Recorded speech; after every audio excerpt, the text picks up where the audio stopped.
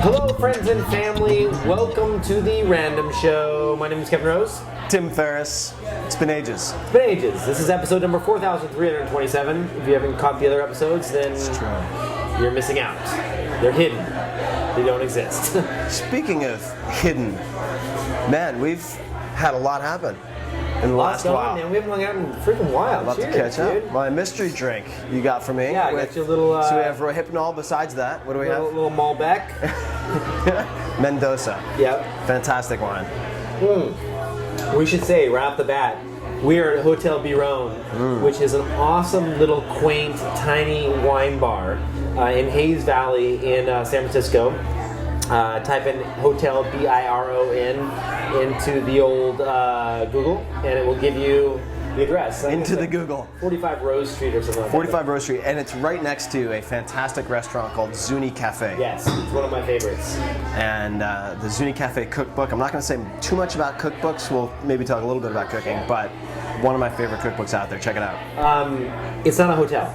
It's just a straight up little tiny wine bar / beer place. Good spot. Check it out when you get a chance. Anyway. And it's not Byron, like Lord Byron, as I thought for ages. Yeah. It's Biron. Everyone pronounces like it different. Like Demi more. I had to ask the owner, Chris, about the name, and he was like, yeah, Biron. Fantastic wine selection here. Yeah. Really outstanding. Good beer selection too, dude. Yeah. Really good, like Belgian beers and stuff. Me and my beer. So you're drinking the Malbec. I'm drinking the Wee Heavy, which is oat toasters here, as you can hear him barking in the background, which is a really good brown ale. Do you want to try a little sip of this? Yeah, I'll have a sip. You don't drink beer though. I don't much because Let's talk about your beerology. Yeah, I have a very much semi-allergic, if not allergic, response to malt or hops. One of the two. If I have, for example, looks like you're about to take a sip of this. You're like, I'll have a I have a sip. My left testicle swells to the size of a coconut. Yeah. But, I should take other medication for that. It's a benefit. But I have a reaction to maltose or hops. If I have wheat beer, I've had some amazing wheat beer in Munich. Didn't have that effect on me. Rice-based beer, if they use rice. Not many beers use rice. There aren't many. Then also, so why do you not like drink beer then? Like I would assume that most beers don't have rice. Right, which is the reason I can't have it. Because if it's normal beer, it throws me for a loop, and I have this. It's not getting drunk, but it's almost as if I were getting drunk. I get dizzy. I have a spike in energy and then a really bad crash. In any case, so I don't drink much beer. But also, just having been an athlete and competing in wrestling for so long, beer was verboten because it's not very good for cutting weight.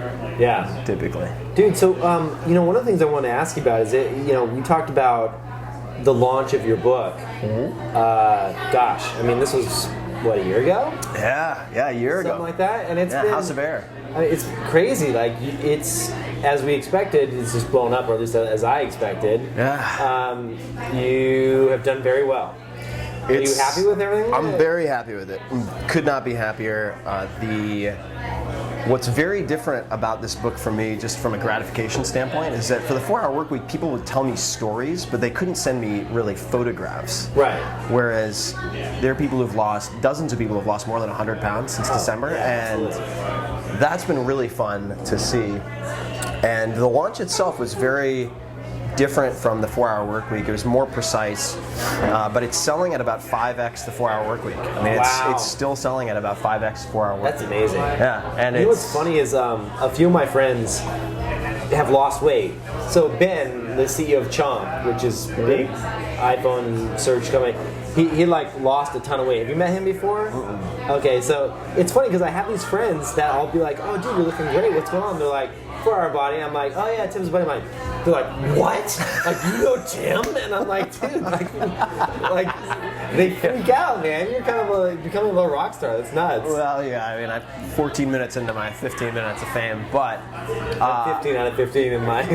You're like 14 and a half, it's 14 and 3/4. But speaking of launches, you had quite a launch. I mean, very recent. I mean, you've gone public. You've come out of the closet. Yes.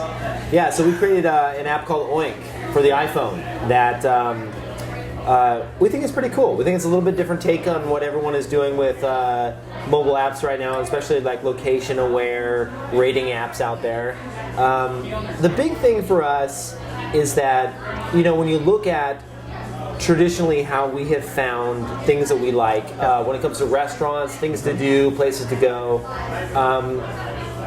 There's a few big players out there. There's like Yelp, I think, is the biggest one, the biggest kind of incumbent that's out there, and they're very good at showing you, I type in pizza and I see 4 out of 5 stars, 5 out of 5 stars, 3 out of 5 stars, whatever, right? And or pizza's kind of a bad example. Let's say an Italian restaurant, and I go in there and I click on it, and I see where it's located, and I see all the metadata about it. But oftentimes you get these really long, lengthy reviews, right? Yeah. So these reviews can sometimes be like, paragraphs and paragraphs long. But really what you want to get at is a couple different things. You want to get at, what have my friends been here? Because friends are a really good kind of like a way to qualify a place, right? Sure. Well, I think also just in a peer group, like attracts like. So if 4 of your friends like something, chances are you want to try it at least, and you may not like it, but you definitely want to try it, right? So there's that, and then there's also, you want to cut out all that crazy lengthy review about my grandmother did this, whatever it may be, and like get the meat of what the best thing here is. Grandmas, who needs them? Well, I'm just saying, just like you know how it is when you're on the go and you're in a mobile experience. Yeah, you want a fast. It's the classic option. It's the classic question that for years we've always asked, like waiters or waitresses or anybody. It's like, what are you known for? Yeah. You always ask when we sit down for dinner, like, oh, what are you known for? Oh, we're really good with our fish dish or whatever it may be, right? So Oink. Long story short, Oink is a way to go into a place, and rather than rate the place, you rate the individual thing. Yeah. It's fun. It's fun to use too. I mean, obviously, I just rated this beer. And I thought this beer was awesome. So anytime anyone that's following me comes in this place, they'll see that I enjoy this beer. They'll also see the #1 rated thing here, and then the cool thing is that we compare things relative to each other. Yeah. So for example, let's say you have an awesome lasagna. Yeah. That lasagna may be awesome in that restaurant, but how does it compare against all other lasagnas based in your city, right? So anyway, it's early days. We need a lot of people to come on the app and actually start to build up the database and rank things. I mean, your numbers are looking pretty good though. They're looking good. I mean, we've got about close to 50,000 people at the time of shooting this of using the app. We've had, over 700 and some thousand actual sessions of people using the app, so people are addicted and coming back and checking it. Yeah. And we've got a lot of cool people ranking stuff, and you gain reputation when you rank different things. Like, I'm a level 7 in tea, and sadly cocktail, because I drink a lot of cocktails. That's her fault. Was that? You're 8. She's 1 up from me in cocktails. My girlfriend. Enabler. I'll tell you what my favorite feature is, because I remember when it was wireframes back in the day. Yeah. And it's been fun watching it come together. But the ability, based on where you are, to say within however many blocks, within 1 mile, within 5 miles, to find the best X, right? So if you're here in SF and you're wandering around downtown, you're like, I want to have the best cup of coffee, right? Then you can figure out what that is, based on how far out you want the concentric circles to go. That's my favorite feature. Oh, thanks, dude. Oh yeah, it's cool. I also use it as a diary of my favorite foods and meals and things like that, which I used when I was in Seattle. That's a big part of it, actually, is cataloging the things that you really enjoy. And like the cool thing, and I don't want to get like crazy, who knows, this may fail or whatever will happen, but like as I'm cataloging the things that I enjoy over time, like it might be really cool to, if this stands the test of time, to look back 10 years and like, my kids or people that I've just become friends with can go and like, if I fly to Argentina tomorrow and you've been there and you've linked a bunch of stuff, I'll pull it up and be like, holy shit, like Tim has tried these 10 things that he gave a heart to that he thought were the best. I'm going to go try those out, There's something very powerful about that, I think. Oh yeah, I think so. I mean, I've already looked back at my activity feed to see what I had in Seattle, because I remember having these amazing meals. I wanted to go back and not just go to the same restaurants, but have the same dishes. Have you added anything as a to-do? I haven't added any to-dos yet. So to-dos are awesome because let's say you see something in my feed. Let's say I fly to Japan tomorrow. So it's like a wish list on Amazon? Yes. Okay. You add it as a to-do, Cool. and then get this. Because we use GPS and you're geofenced, and you're walking by something that's really cool that like, this is how you walk, because I know I've seen you walk. I know, that's true. Very purposeful. But your phone will buzz, and you'll pull it out, and it'll be like, hey, Tim, that thing you wanted to do is a block away. Go try it out. Or if you're going to a different city and we know you're building cred and you like coffee, you walk down and like, hey, 2 blocks away is the third best ranked coffee. You might want to try that out. So we notify you when there's cool shit around you. So there's a lot of really valuable stuff that you could do for businesses. Oh, for sure. For sure. Anyway, it's a lot of work. We got a lot Startups? to do. Startups are I like. Well, you know, fortunately, while this startup is getting up and running, and you're finding your feet, you can pull in some pocket change working at the Genius Bar. That's right. I have my Apple shirt on. He was giving me shit when I walked in with my Apple shirt. He's like, "Oh, you like help me fix my iPhone?" Yes. Actually, I have a little bit. The cool story. I'm sure there's a good story. I got invited to go down to Apple. Speaking of Apple, we'll get into it. But yeah, the jackets. So, Steve Jobs. Obviously, big news. Sucks. Affected a lot of people very deeply who didn't expect that to happen. I remember learning of the news. Charlie, my right-hand man, told me late at night when the news came out, and I didn't believe him. I thought it was just this denial or point of disbelief.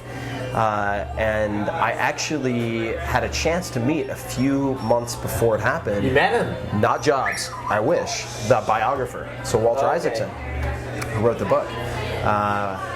And I haven't read the book, but I'd imagine it's great. I mean, everything Walter's written. I've read Ben Franklin biography, is amazing. Einstein also incredible. Yeah. But so we always talk about a book.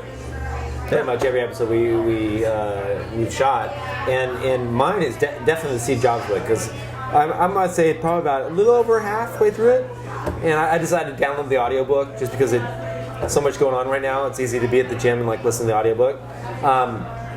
Crazy. It's one of these stories where you realize, and I'm not all the way through, but when you realize who Jobs was, you realize that he was a little bit insane, a little bit crazy. Yeah. Like gosh, I don't know how to really explain it other than he had this drive for perfection. Yeah. That he just wanted everything to be perfect. Yeah. Like when he launched the Next computers, like, I don't know if you remember Next, it was after he got kicked out of Apple, he started another computer company called Next. And he obsessed over the colors of the types of screws that they used inside the computer. Like certain little things that he was just so obsessed over. That when you look at modern day Apple, it's so clear that those things, it's clear that it's his company. Yeah. It's funny, I was telling a friend of mine, even today, we were talking about Apple versus the competition. And one of the things that, I remember when the Zune came out, it was a big competitor to the iPhone. Oh, I remember, yeah. And the Zune was Microsoft's attempt to create a portable MP3 player. And they had this, when you turned it on for the first time, it would say Zune. And it had the pretty logo and all that stuff. And then they had this little slider bar that was like the loading screen. And the slider bar was very much, do you know, like before the operating system loads, like the gradient, like you're not into the beautiful OS yet, you're in the pre-OS. Yeah. And it had this nasty little like 8-bit gradient icon that was loading.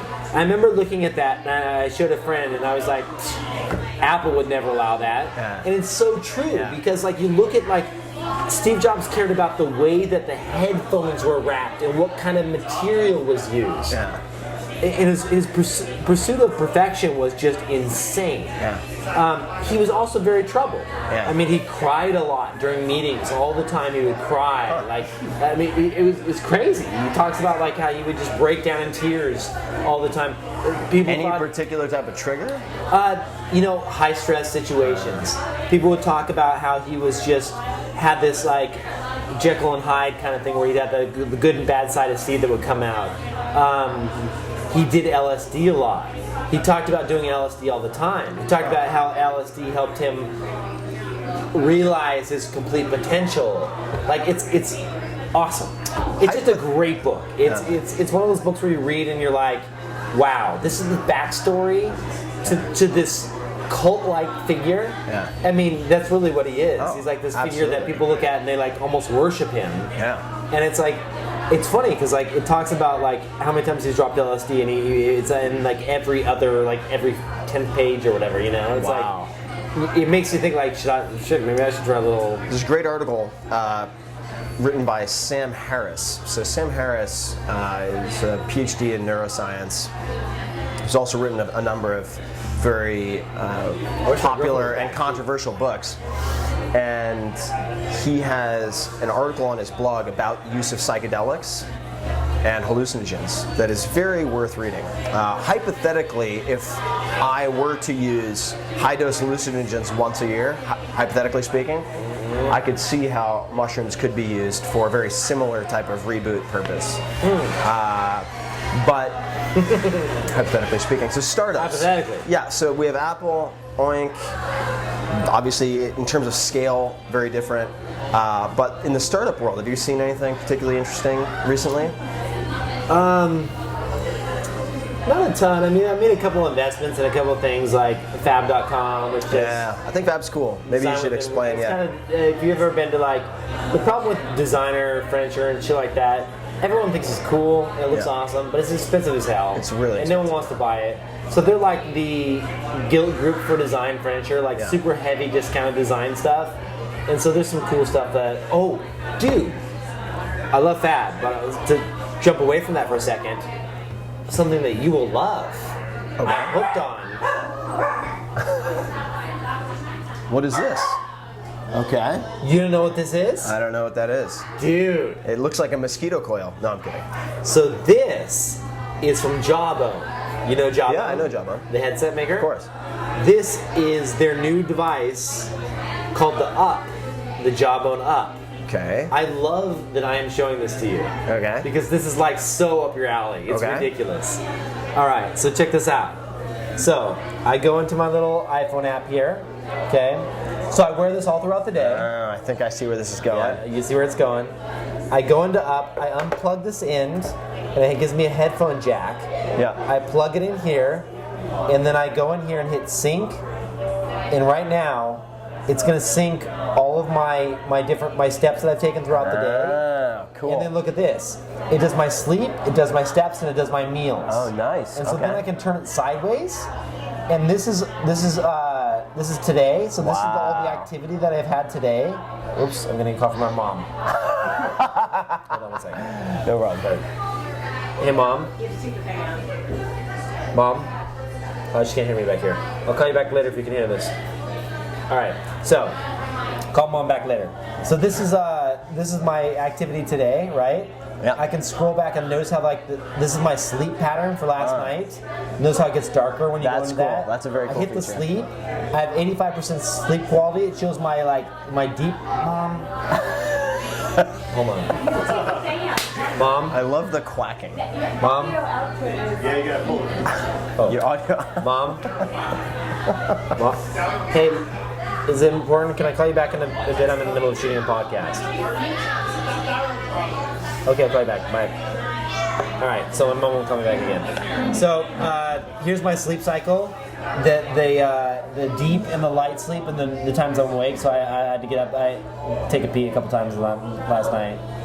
Wait. Nothing's wrong with my prostate. I was just going to say. No, I had a few drinks. All right. I had a few drinks. I was drinking a lot of water.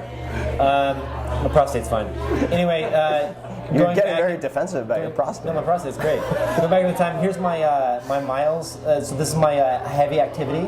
So let me show you how this works, the device works. Yeah. So the device you just wear around your wrist, right? Yeah, cool. And then when you're going into heavy activity, so if you hit this button, you'll see it just shows like a little green light. That means that you're in normal mode. Yeah. if you press and hold it in, it turns it into sleep mode, so it shows like a little moon there. Oh, yeah. So that's when you're sleeping, and I can go back by just holding it in. And if I press once and twice, it flashes rapidly. That means I'm in workout mode. So you switch between like standard mode, workout mode, and sleep mode depending on what you're doing. That adjusts how the accelerometer is functioning inside. Exactly. So That's put that in your wrist and see what you think about it. Pretty cool, huh? I thought for a second you were going to tell me that this was some like Chinese bracelet to make you stronger, and I was going to have to debunk that on national television. Would have been embarrassing.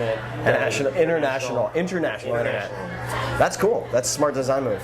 Yeah, I like it. Is there a laser in it? There are lasers in it as well, Glenn. So, side note, just in terms of iPhone sharks with lasers, related to iPhone and tracking, Zio, which I talked about ages ago. We got one thanks to you. Yeah, which is a cool device. So they now have the ability to integrate it with an iPhone app, so that the actual headband goes directly to an iPhone for tracking, which is smart. So, let's see, startups. Fab Trippy is one that I'm quite psyched about. Dude, thank you for the introduction. Of course. So Trippy, I just met with him today. is this? Oh yeah, that's right. JR's in town. Yeah. Is this primary? Yeah. All right. So Trippy, I've seen a lot of hallucinogen startups, and this is that I'm kidding. So Trippy, yeah. So I didn't you're all about the mushrooms tonight. I know. So Trippy is actually travel related. You admitted you did mushrooms tonight. Not tonight.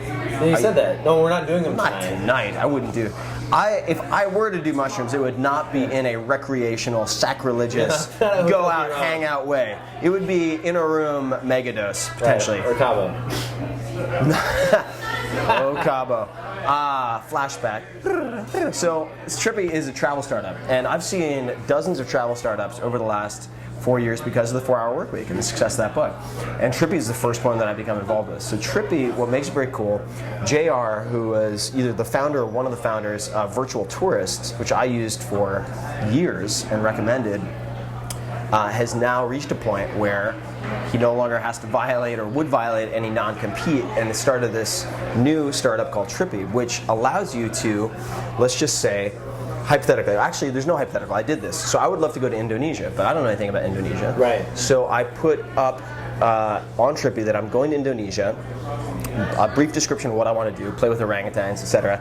And then I invited friends on Facebook automatically, because Trippy will tell me which of my friends on Facebook have either lived in and been raised in or have visited Indonesia. Because it pulls in your graph, it Yeah. checks their check-ins, and then it also looks at like their interests and places they've been. Like it defines. Right. Yeah. So a lot of the social stuff, I mean, I think you do a very good job.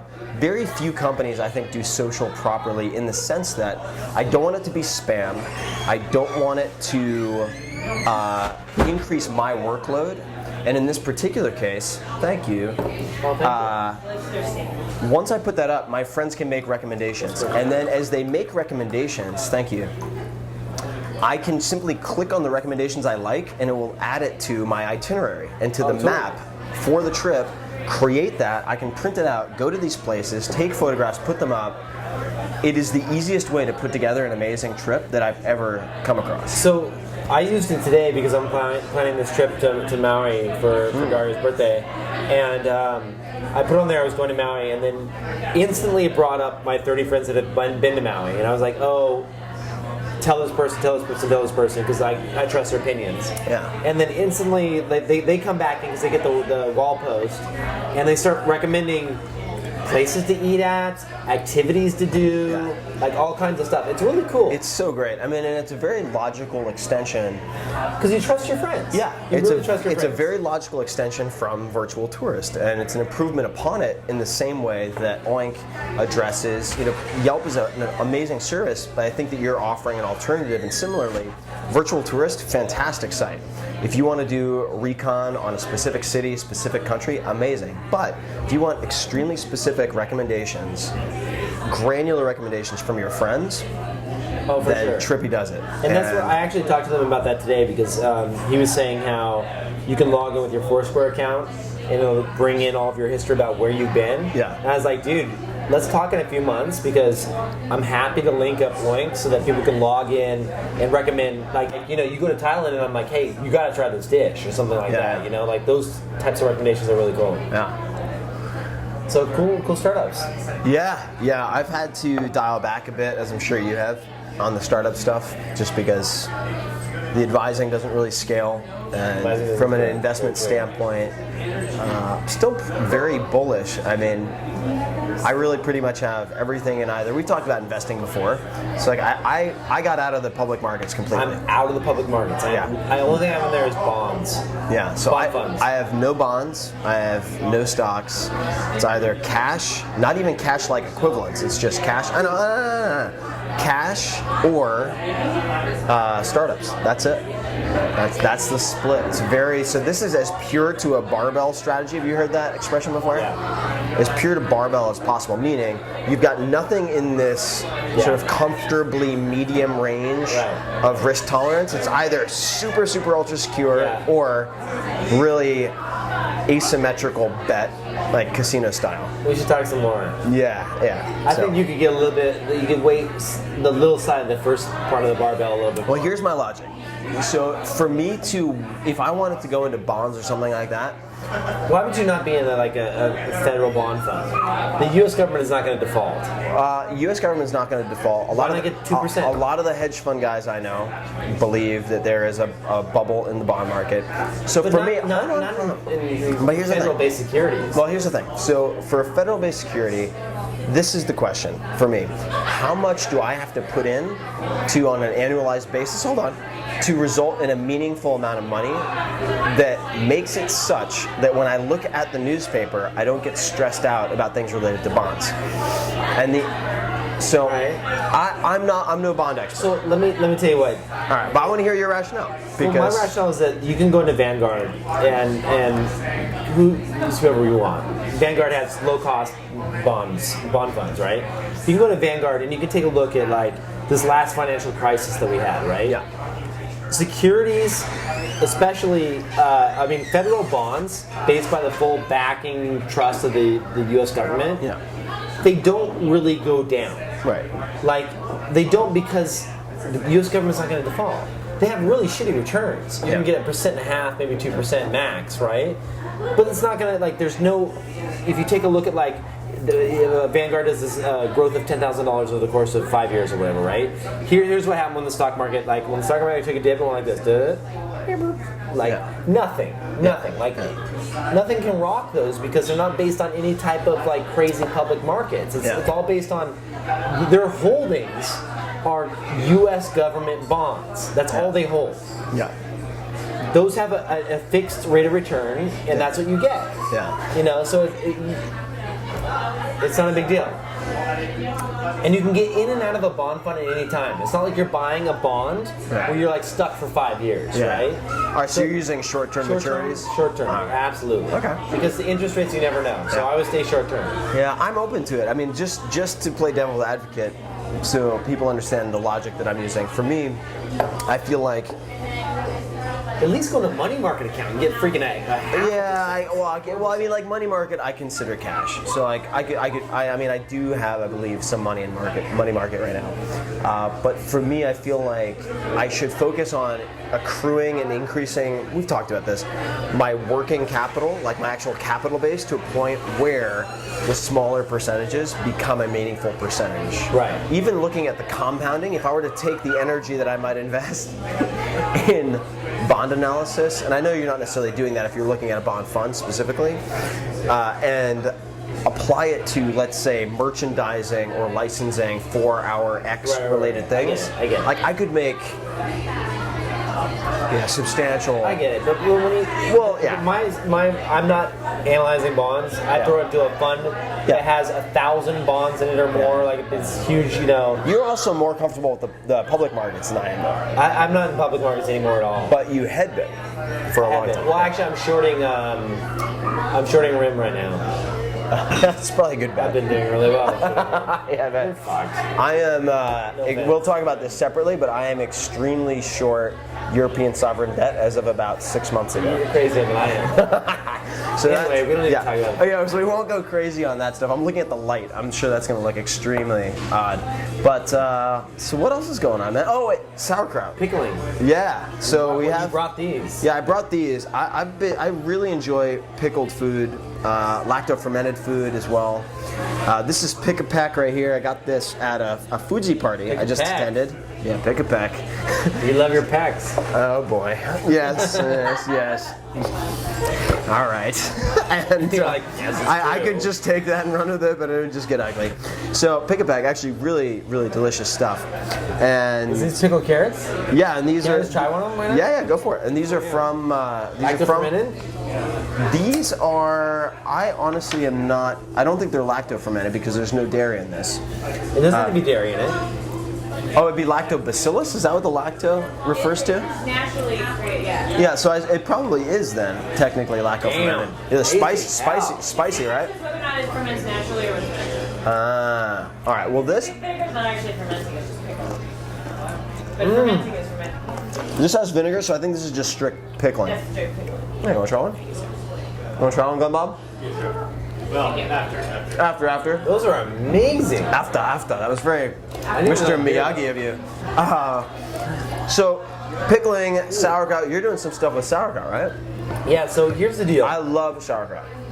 Let me tell you what my whole obsession was with fermenting.com, which I own.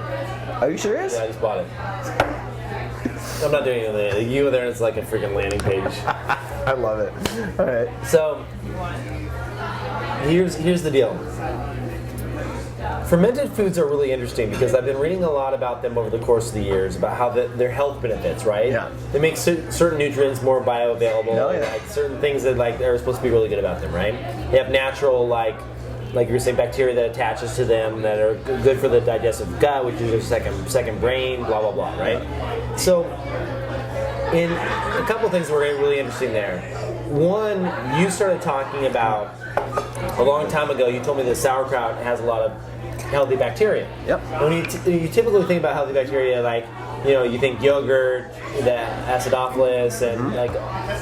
So I was like, well, why is sauerkraut? How does that all happen? And it's all based on this lacto-fermented stuff, right? Yeah. And so one of the things that really struck me that was really interesting is that cultures that have fermented foods in their diet tend to have some interesting things happen. And I don't know if this is what's actually going on, but like in Okinawa, Japan, they have more people over the age of 100 than any other place in the world, right? Yeah, it's one of the blue zones, as they call it, yeah. One of the things that they have, and who knows if this is it, but I'm just going to throw this out there, one of the things that they've tried to say might potentially be it are their mass consumption of a fermented turmeric tea. So they take the turmeric root and they ferment it into this Japan? tea. In Japan. Turmeric? I'm going to Okinawa in a few months and I'm going to bring some back. Yep. Let's talk about that. I'm going to find out how it's I've made. been dying to go to Okinawa. Some of the best diving in the world. So I'm going out there. So, so that got me interested. And then I also, people that consume a lot of miso, fermented soy, Natto, also have natto, also have really, they live to be very old. Anyway, so I started getting into it. I started reading books, started buying this book called Wild Fermentation. Yeah, you showed me that. A few other books that I bought. I've been reading up on it. And so I thought, like, why not start with some sauerkraut? It is extremely easy to make. You take a head of cabbage, you chop it up, add a bunch of salt, throw it into a pot, and I bought these special pots on Amazon. They're really cool. They're fermenting pots. Okay. But they're made out of clay.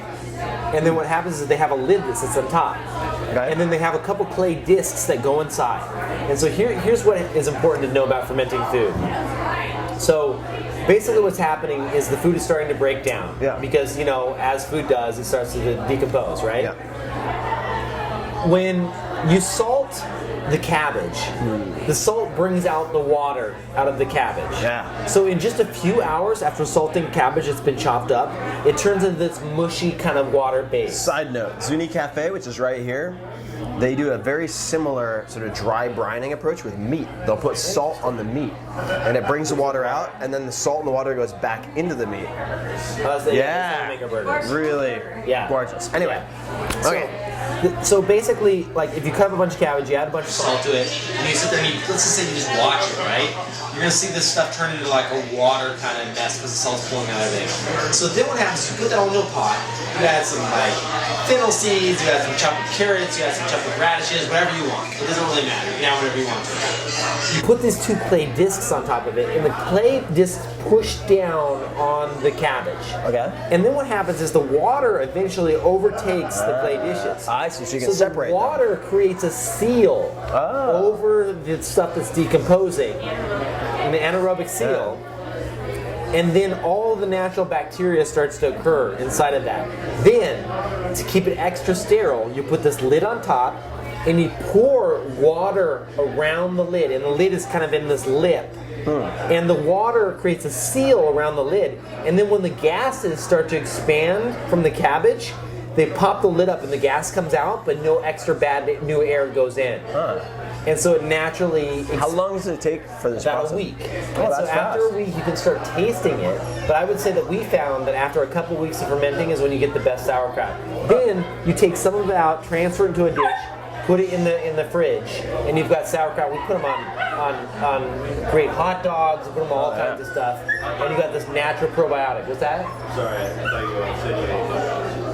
No, we got some really good, like all organic hot dogs, and put it on top of that. So anyway, it's really good. We eat it raw, toaster, chill. That was some Cesar Milan action right there. So Dog whisperer. So I did fermented beets now. I'm starting to experiment. Cool. So I want to learn how to do the fermented turmeric, and then I'm gonna start taking that. It's delicious. I eat sauerkraut almost every morning. Dude, it's so easy to make. I know what I'm getting you for Christmas. I'm gonna give you a fermenting pot. Sweet. I would love. All All right. That's the kind of gifts we give each other. That'd be fantastic. Last holiday season, he gave me the flies for fly fishing, the Japanese fly fishing. Oh, that's right. flies, Yeah, that was fun. And some matcha tea, which is very nice. So I have a question. Speaking of like gadgets and gifts and whatnot, can anybody download Oink at the moment? Yeah, it's completely open. Okay. So, and you're trying to build the base of, People that want to go out and read stuff. so you're trying to get as many items as possible in there, right? So would it be possible, and we didn't talk about this beforehand, but, so I have a high-end Breville juicer blender combo. It's like the highest I do end too. you can get. Okay, cool. So Same one. So I have an extra Stuff one. like Yeah, that? I have an extra one. And would it be possible to, let's say, I don't know, have people download Oink, and the person who like rates the most awesome stuff in the next X period of time, I just mail it off to them? Yeah, actually, maybe you rate it, and then if they leave a mini review, so they have to follow you. Okay.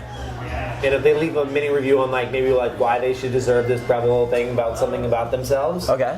then you just give it to them. So I can rate the device, and then they need to comment on it. Right, exactly. They leave a mini review on it. All right. So yeah, so I'm gonna do that, and then let's Follow just say. Tim I'll make you a suggested user, so you'll be on the Okay. suggested user list. Cool. And then they'll find you as they sign up, and then Yeah. bam. That'll be Okay, cool. And then so leave a comment explaining why you deserve it, and then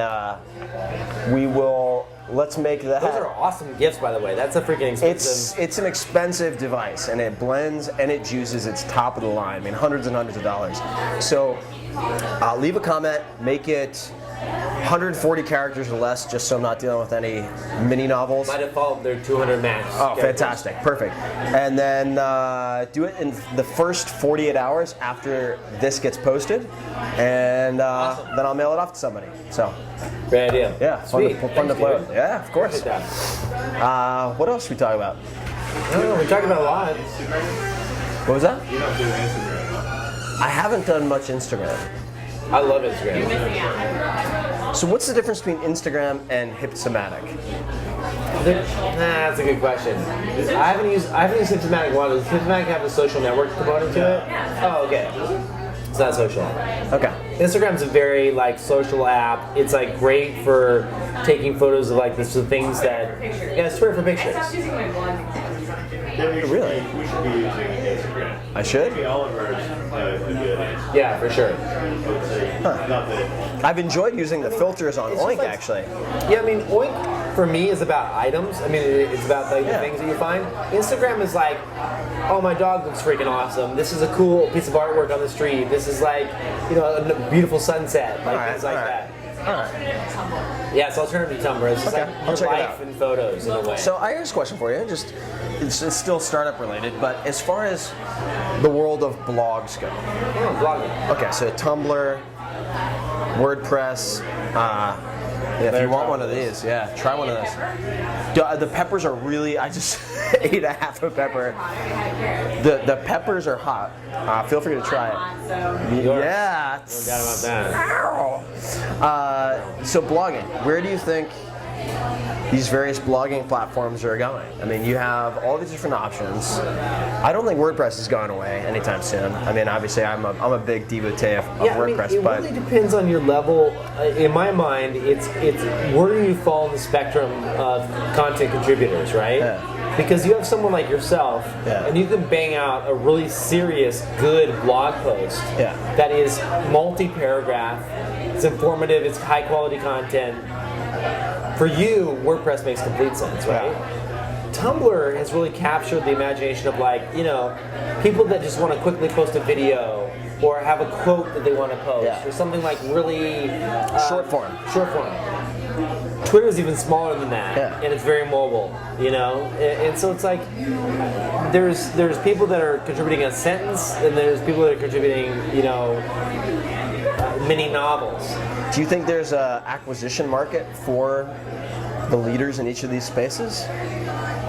I mean, there's definitely, I don't know that they necessarily need to be acquired. I mean, I know that WordPress is making a lot of money. Oh, WordPress is doing great. I mean, Automatic's killing it. The only thing that concerns me is Tumblr is actually doing, you know, from a product standpoint, they have a ton of users, and no one's paying for anything.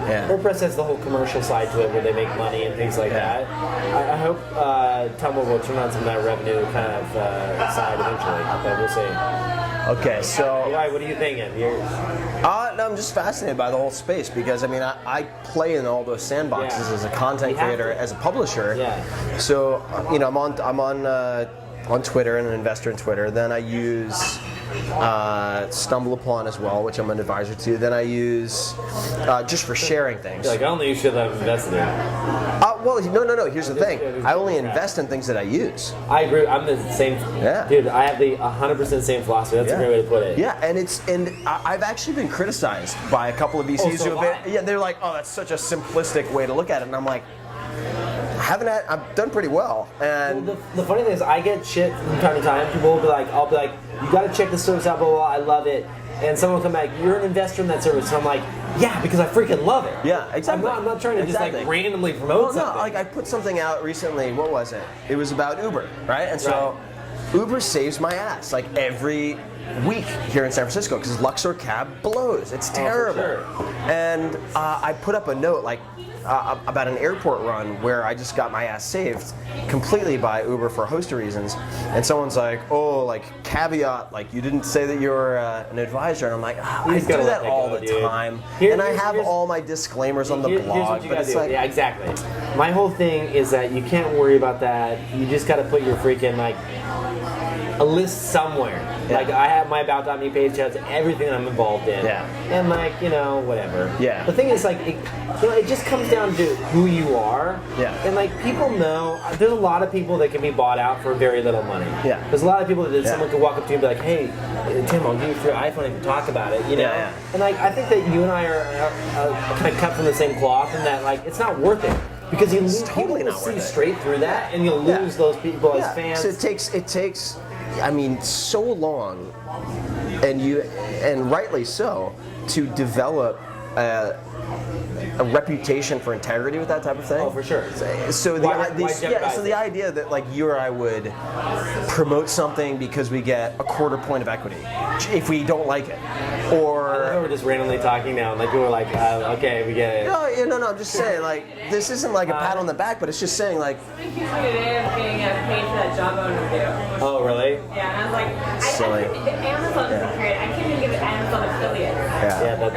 So I wish we could get free Jawbones. I tried to get us some. Like I seriously sent them an email. They're like, we're sold out. So I went and bought us two from the freaking Apple store. Yeah, but so any other cool stuff that's come across the table in the last? There's few a lot months? of travel that I have coming up, so Yeah. I'm excited to do another episode after we get some more travel. under the Okinawa, maybe we'll do belt. Okinawa would be amazing. I've wanted to go forever, and I speak Japanese, Oh shit, maybe you should meet us there. so Dude, you should meet us there. that'd be April. baller. Come out for like 3 or 4 days. I'll be done with all my current stuff, like Dude, deadline wise. come out. I wanted to go for years. Did you bring your girl? That'd be fun. Yes. Okay, all right, A Okinawa. little double date Okinawa action, freaking done, dude. That'd be fun. It right. is. It is. Sweet. All right. Well, thanks for watching the episode. Yeah. Until next time. Glenn Bob, you have anything to say at all, Glenn? Glenn Bob, any postscript, ending Happy 40th notes? birthday. Just got engaged. Oh, you just That's engaged? true. That is awesome. Congratulations, sir. Bachelor party, motherfucker. Oh, Glenn's got a new show started. We should talk about his show. Toasted donut. Yeah. I will make a guest appearance not too far from now. So is it going to be revision3.com/toasted donut? I'm sure it will be that. Either way, you can find it on your blog, dirtsalad.com. Sure, yeah, I'll put, if I have time, I'll put something up. Put something Yeah, up there. so- Anyway, check out Glenn's stuff too, because he's funny as hell and it's going to be a good show. TBD. It's gonna be fun. All right, everybody. Until next time. Thanks for watching. Peace out.